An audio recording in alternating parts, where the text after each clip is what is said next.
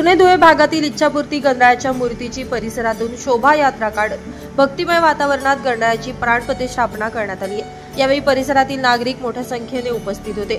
जुने धुळे भागातून सजवलेल्या ट्रॅक्टरवर गणरायाची मूर्ती ठेवत पारंपरिक वेशभूषा, टाळ मृदुंगांचा गजर आणि शंकर पार्वतीसह गणरायाची वेशभूषा बालक हे आकर्षणाचं केंद्रबिंदू ठरले। यावेळी परिसरातील नागरिकांसह महिला भगिनी देखील मोठ्या संख्येने सहभागी झाल्या होत्या।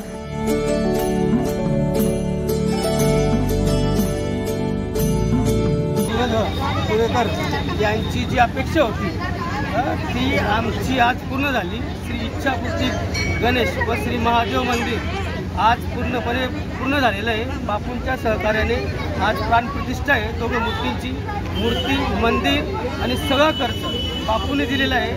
पूर्ण जुने धुळेकर बापूंचे जे अन्नदाते आहेत सगळ्या देणगीदारांचे आम्ही आभारी आहोत। आजचा नियोजित प्रोग्राम याच आहे। आता 9-9:30 वाजता मिरवणूक आहे।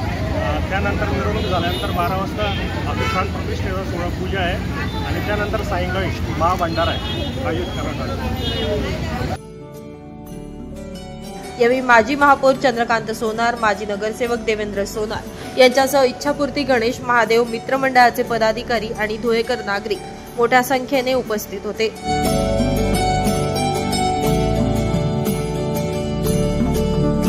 ब्युरो रिपोर्ट, माझा महाराष्ट्र न्यूज, धुळे।